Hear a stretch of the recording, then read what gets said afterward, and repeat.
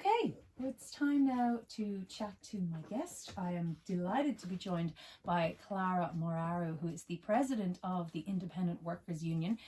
This was set up, it kind of started around COVID times in 2020. It was just a Facebook group at that time and is now an official, formal union, non-profit organisation since 2024, and it now has 1,700 members. Engaged in loads of different fields such as training, consulting, IT, health and wellness, translation, arts, and many, many more. And it's kind of the first of its kind, I believe, here in Luxembourg. And they're trying to spread the word and get more members because being self-employed in Luxembourg can be a little bit tricky. So Clara Moraru, welcome and thank you for joining me. Thank you for having me, Melissa. So this is really exciting and innovative because I believe it's the first of its kind, and I feel that it's very much needed. So you believe that there could be between 29,000 and 39,000 independent workers here in Luxembourg. Why do they need a union? Why do they need a union? Is because we are workers and we need to have rights and we need to defend our rights. And the regular trade unions are actually not open to independent workers. And therefore, at the European level, there is a lot of movement in we are talking a lot about solidarity, social solidarity, fair work conditions for everyone. However, the self-employed are always left behind, and we experienced that during the pandemic when there were a lot of voices. However, there was not a unified strong voice asking for specific financial support. And if you look at the other EU countries, they have the self-employed have received some kind of support, like on a monthly basis. But in Luxembourg, only about 7,000 of us have received one time per year, so once a year, a support, a financial aid in the form of one payment, 3,500 euros, which is really not enough to survive for a year. So this only showed how vulnerable we are. And there is a lot of misunderstanding about self-employed. I'm using self-employed more than independent workers, but this is how we talk about this public in Luxembourg, because this is the status that we have, independent, even though we are far from being independent, and we actually depend on banks, we depend on clients paying us, we depend on a lot of factors, so it's really not independent. And there are so many challenges that self-employed are facing, and people just see, oh, it's so nice to be your own boss. It's kind of like this is a summary of what people see about being self-employed, but they don't see all the challenges that we have. Yeah. So really, the need for a union is not only for you as a person. When you have a problem, there is nobody, for example, you are not being paid, and you need to go to court and you don't have the financial means, then you could have somebody actually representing you and helping with that. And this was one of the first things that we did for a teacher who was working actually for the government. So, it goes at all levels of institutions.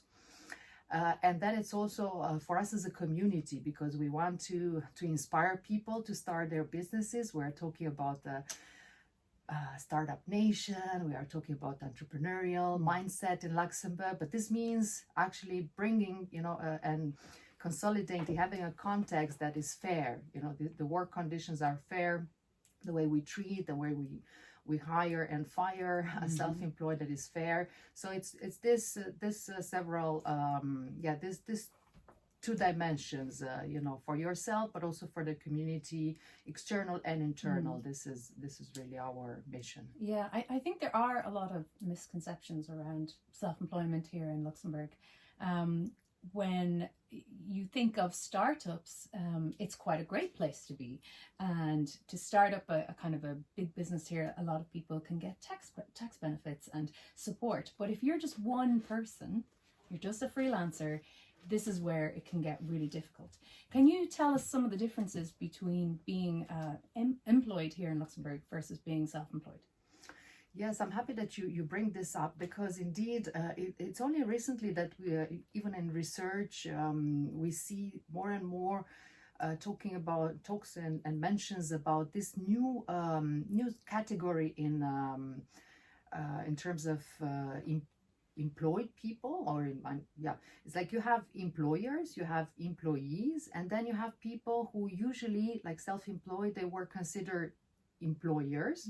However, they are not employing anybody but themselves. So it's kind of like they have no employees. Even when they have a company, it appears 0 employees, and that's something that people are shocked. Okay, how can you have a company with 0 employees? Yes, because you as a self-employed, you are not considered an employee of your own company. So this category of self-employed with no employees is a growing part of the self-employed community, it's a self-employed population, and it's very, very little understood. So there are a lot of myths about this population, and it's really also the most vulnerable one. I'm hearing, for example, very often, yes, especially by public officials. I mean, I have nothing against, but they need to understand the reality. When I have posts about what we do in the union, I get a lot of comments, like a little bit mean. Yes, but you have chosen to be an independent worker, and I'm saying, well, it's not all self-employed have chosen to be self-employed. Very often they come with a spouse, or they come for studies, and then they stay here, and because of certain elements they are lacking, for example language skills, they cannot find a job, a traditional employment. So then, okay, instead of trying to ask the state for help, then you just start something yourself. And I'm giving an example to many people. They really think that a delivery person has chosen this job because they like it so much. No, it's because they really need a job. They need to pay their rent. They need to survive. And because you don't have the language skills, very often it's difficult to enter the traditional employment. Yeah, because I feel like Luxembourg is traditional in terms of its the job market, and yes, you need languages, and there's also particular sectors which are thriving here, but then there are sectors where it's very hard to break into, especially if you don't have the languages, so you're kind of left with no choice.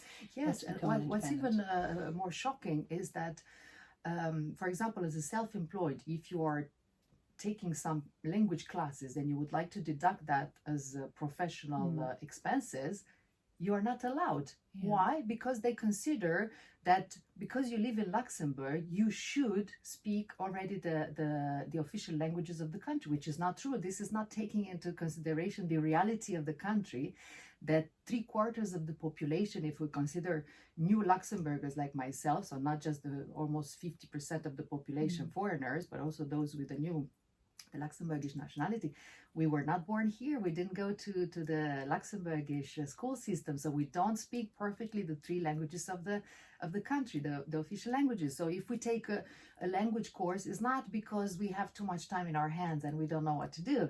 It's because we want to improve the services that we offer our customers, and we want to contribute more to the community, etc. So it's shocking that these expenses, and this is something that very easily could be done, to allow independent workers to have these expenses deducted from their taxes. Yeah, and taxes are a big thing, because taxes are higher often for self-employed people, because they have to pay the social contributions of both themselves and the company that are hiring them, or the individual that's hiring them. And there isn't as many things that you can expense here, like you're saying with languages or something that's related to your profession. It's harder to expense it. Also, in Luxembourg, if you lose your job as an employed person, you get chômage for up to a year, which is all provided by ADEM, which doesn't apply to self-employed people.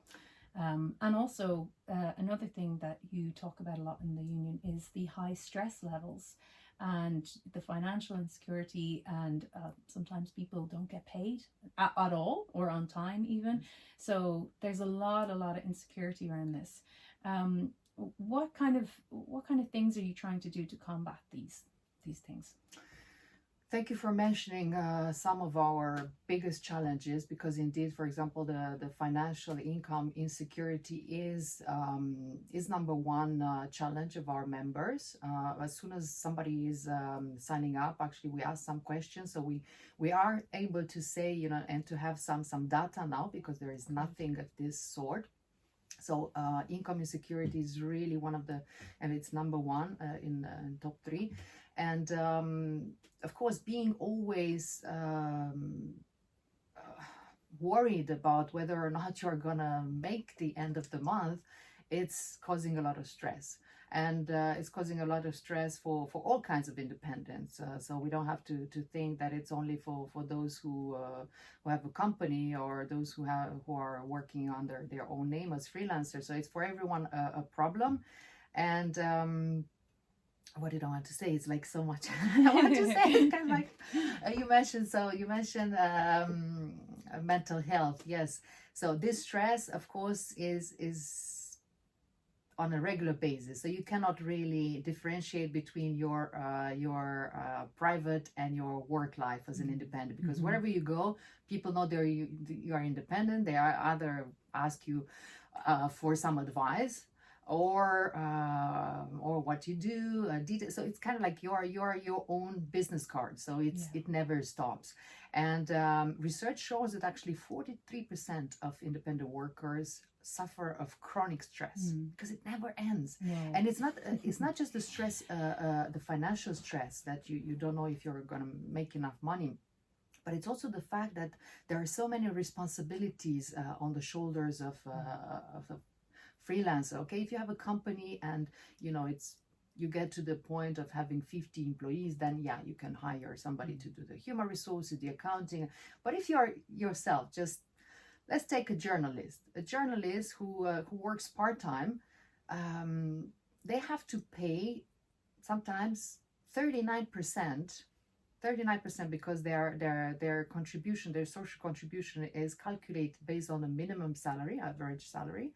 And so they have to pay actually 39% in social security. This is a huge amount, because you are paid, for example, for one article that you are writing, 150 euros, and it has been for years like that. You cannot really have a higher rate, even if there is an indexation or 3 indexations per year, the rate stays the same. But in that 150 euros, you may be invested, I don't know, 6 to 12 hours of work. So, and people very often don't see that. And I think there is not a lot of communication also from us, independent workers, to say, it's not just that, it's not just delivering a specific service, it's also doing the marketing, now it's also the digital market, content creation, you do the accounting, you have to go to training about the new VAT legislation, you have to learn how to deal with AI, how to digitalize your plus you have to acquire new clients regularly. So it's you're literally playing all the roles. You're CFO, you're CEO, you're marketing manager, your sales, you're absolutely everything. And I think it's easy for people to listen to this and go, I have a job here, everything's great, I have nice benefits, I get my chèque repas every week and all that kind of thing. But work is changing, and it's changing rapidly, and AI is taking over in many jobs. And we can expect a big change in the workforce in years to come. It's already been happening in other countries. The gig economy is growing. I feel like this has happened less so here in Luxembourg, where things are a bit more traditional. But, people could find themselves in this situation in the future where they have to become an independent worker.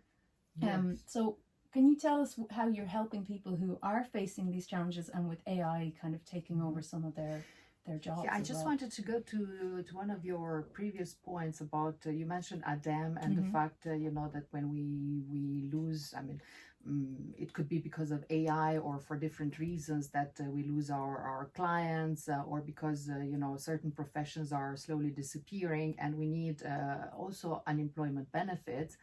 And this is something that indeed I was looking at recently, and we are preparing a project because we are not entitled to any, in theory we are under certain conditions, but what I found out since last year is that even employees who were in managerial positions, they had to lose their job because they were actually, okay, they were considered directors, so the main decision maker, but actually the shareholder or the owner decided to close the company, and they found themselves qualified as independent workers and therefore denied unemployment benefits. So I have 3 specific cases. I just wrote yesterday a post on LinkedIn about this. Because people think that they don't need a union. But these people, they have been contributing for more than 17 years. I know them personally, so I can give, names and the name of the company, etc. So they, even though they were employees, and they were, as employees, they did not get the benefits, unemployment benefits. So imagine how many, and I suspect the answer is close to 0. How many actually self-employed receive unemployment benefits? I think it's 0. I hope one of the politicians will be able to investigate this further, and that we actually have some data, because there is nothing right now published by them, because it's something they don't really seem to understand very well. They don't seem to care too much about. But as you mentioned, the conditions, there are so many technological, demographical, societal, society changes. And in addition, AI is replacing a lot of people, not just self-employed, but also employees. And so more and more people will work remotely. More and more people will be forced into being, even when they work for a company. I don't know if you notice, but we see that all the time. So they are forced into being self-employed. However, they work for one company. Yeah, like a contractor. Yeah. Yes, but they work full-time for that company. And we have such a case, for example, somebody in the financial services working as a self-employed for an American company, and from one day to the other they were fired in January, and the person was completely stressed, and it's like you only have one client, and that's when he realized, okay, I really need to join the union, because this this kind of situation should not happen. I mean, you should have better conditions, work conditions. I mean, a minimum time of notice. It's a minimum respect, which normally as an employee you have, and you also have this time, and not just time, but also the support, the institutional support, with training, with advice, with counseling, to actually do a transition when there is a problem. And from this point of view, independent workers don't get this neither the time nor the trainings. So I think this is unfair, and we need to do something. And this is one of the projects that I'm currently working on, and we hope to help some of our members who are self-employed, but they see the volume of their work diminishing every single year, because they are being replaced by AI, or okay, sometimes it's outsourcing to other countries, etc. But they need to do this transition, profession transition. How do you do it when you still have to work to make a living, and you have to invest in new skills which are not even deducted for you to allow you to do this professional transition? So it's really, there is a huge emergency in what we do, and we need to be supported more by.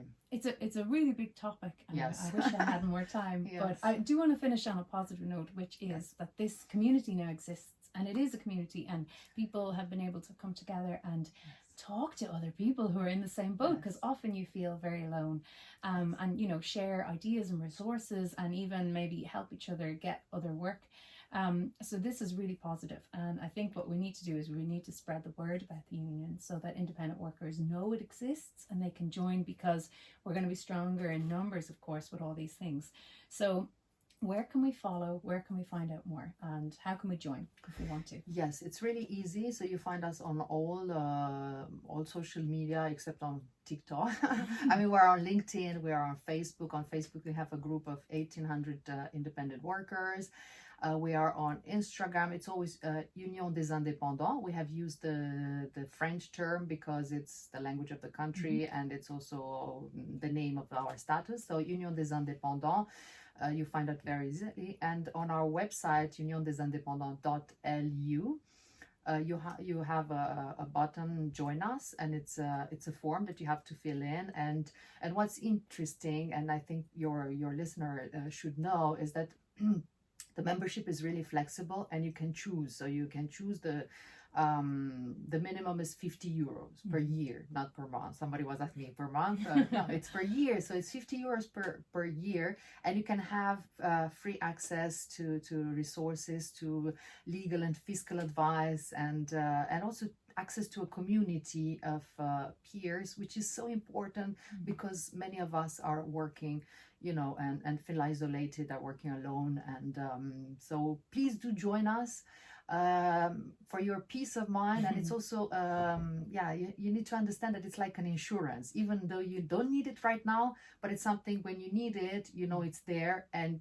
you can react very quickly, and you can protect yourself. So think about protecting yourself also in terms of working conditions and rights, not just about your house. And well done for having the initiative to set this up. I'm sure a lot of people are so grateful it finally exists, and are just so happy that there's a community that can help them with these kind of things. So hopefully it's the beginning of something big, and some change is to come. Clara, thank you so much for joining me. And I know you also have multiple businesses and you're running this mostly on your own, so thank you so much for taking the time as well. Thank you very much as well, Melissa. You're welcome. All right, here is Lola Young. Great, well done.